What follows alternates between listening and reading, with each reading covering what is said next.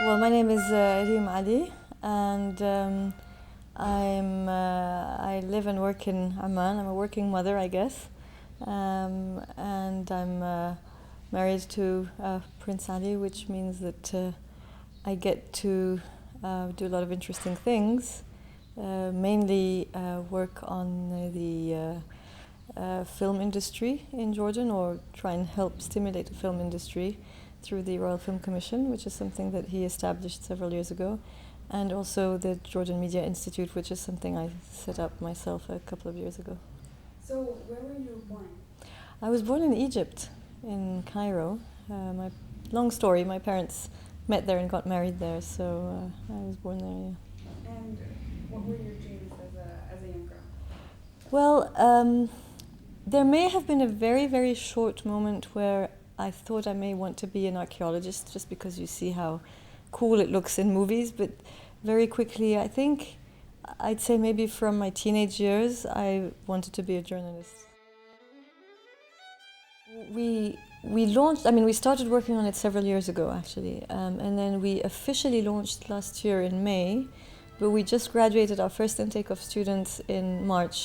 كنا متوقعين مثلا 3 4 يحكوا عن اشي بيئة بس تفاجأنا انه 30 حدا قدم مقترحات بيئية وكتير قوية يعني ناس عن العقبة ناس عن الرويش. My aim is to really have students that leave the institute when they graduate, they should be able to hit the ground running, and that's why one of the emphasis of the program or the curriculum is that it's a practical program. They have press cards, they can go out, and they do go out. There's a website on which they publish, which makes them already get used to being published and being accountable to a wider public.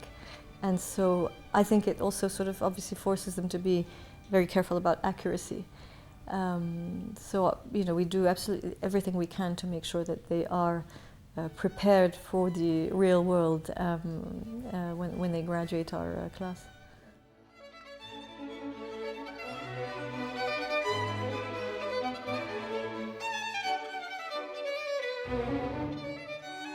What I like to tell parents, especially because, as you mentioned, in our culture, I suppose people, and it makes sense because it's more breadwinning for, you know, your children to go into careers such as medicine, engineering.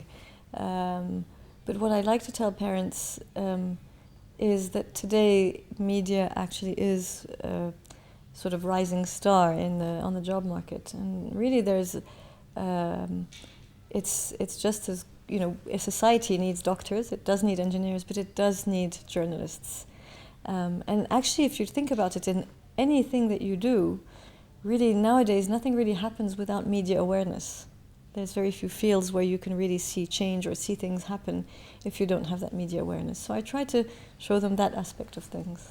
Cinema came as a, you know, when I got married, and, you know, you're talking about the switch, obviously I couldn't work because there was a conflict of interest. I couldn't work as a journalist anymore, which made sense. But it was very clear to me, and my husband also advised me to really stick to what I know, which is the media.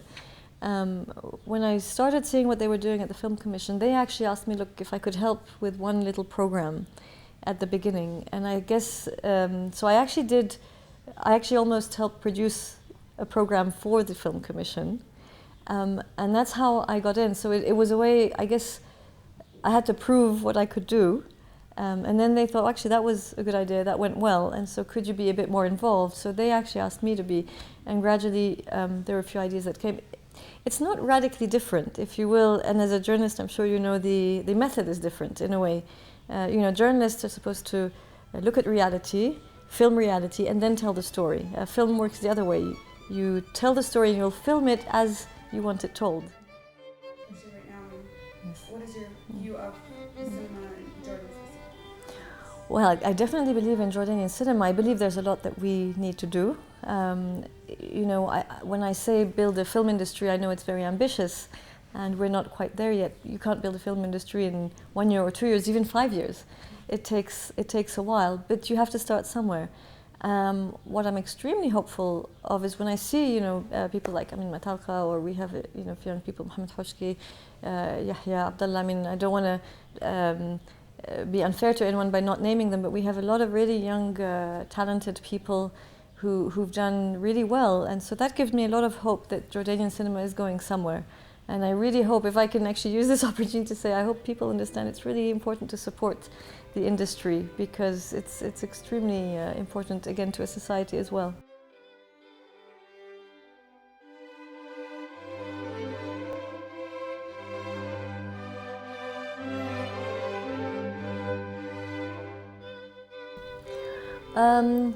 Obviously, it's an honor. You feel it's a privilege, and obviously there are privileges that come with the title. I won't deny that, of course.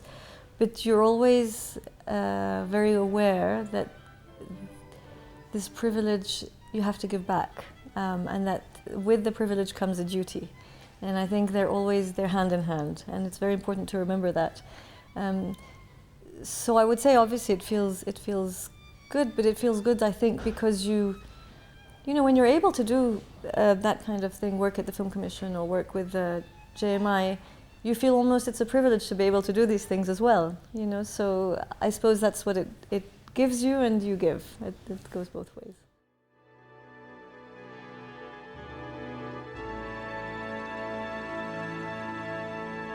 Always look at it from the point of view of us being exactly like everybody else. At the end of the day, Muslim, not Muslim, woman, not woman, we're human beings, and we should always make sure that we are judged on the things we do, not on the fact that we're Muslim women, but on the things that we do and that we achieved at exactly the same standards as anybody else. That's the only way that we're always going to be up there doing, you know, giving our best.